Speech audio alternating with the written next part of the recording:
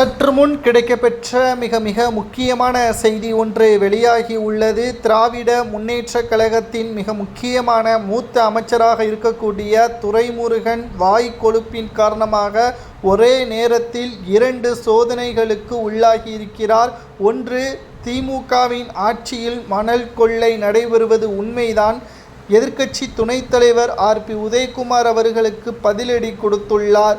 அதிமுகவின் ஆட்சியில் மட்டும் நடைபெறவில்லையா, திமுகவில் நடைபெறுவது மட்டும் உங்களது கண்களுக்கு தெரிகிறதா என்பதை கனிமவள முறைகேடை நேரடியாக அந்த துறை சார்ந்த அமைச்சரை தெரியப்படுத்தியிருப்பது திமுகவிற்கு தேர்தல் நேரத்தில் மிகப்பெரிய ஒரு சிக்கலை ஏற்படுத்தியுள்ளது. இதற்காகத்தான் துரைமுருகனின் அமைச்சர் இலாகா மாற்றம் செய்யப்பட்டுள்ளது. கனிமவளத்துறை அமைச்சராக இருந்த துரைமுருகன் தற்பொழுது சட்டத்துறை அமைச்சராக நியமனம் செய்யப்பட்டிருக்கிறார். கனிமவளம் தற்பொழுது சட்டத்துறையை நிர்வாகம் செய்து வந்த ரகுபதி அவர்களிடம் ஒப்படைக்கப்பட்டுள்ளது. இரண்டாவதாக, துரைமுருகன் அவர்களுக்கு மிகப்பெரிய ஒரு சிக்கல் என்னவென்றால், கனிமவள முறைகேடு வழக்கு நீதிமன்றத்தில் அமலாக்கத்துறை அதிகாரிகள் விசாரணையை நடத்தி வருகிறார்கள்.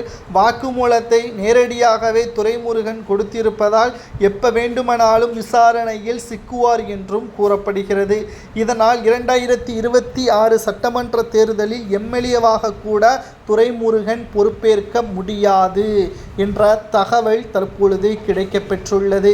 2026 சட்டமன்ற தேர்தலில் நிச்சயமாக திராவிட முன்னேற்றக் கழகம் மிகப்பெரிய ஒரு தோல்வியை தழுவும் என்றால் அது திமுகவின் மூத்த அமைச்சர்களால் தான் என்ற தகவல் தற்பொழுது கிடைக்கப்பெற்றுள்ளது. அமைச்சர் பொன்முடியாக இருந்தபொழுது செயல்பட்ட அனைத்து நடவடிக்கைகளையும் மக்களை இழிவாக பேசி தனது பதவியை ராஜினாமா செய்தார். மேலும் KN நேரு, துரைமுருகன், தங்கம் தென்னரசு, அமைச்சர் சேகர்பாபு சொல்லிக்கொண்டே போகலாம். திமுகவின் மூத்த அமைச்சர்களால் தான் திமுக தோல்வியை தழுவும் என்ற கருத்து கணிப்புகளும் வெளியாகியுள்ளது. 2026 சட்டமன்ற தேர்தல் திமுகவிற்கு மிகப்பெரிய ஒரு சோதனையாகவே மாறும். அதில் துரைமுருகனுக்கு வாய்ப்பு வழங்கப்படாது. காட்பாடி தொகுதியில் துரைமுருகன் மீண்டும் தேர்தலில் போட்டியிட மாட்டார். ஏனென்றால் இது திமுகவிற்கு தோல்வியை தழுவும் என்று உதயநிதி ஸ்டாலின் அவர்களிடம் கூறியிருப்பதாக தகவல்களும் தற்பொழுது கிடைக்கப்பெற்றுள்ளது.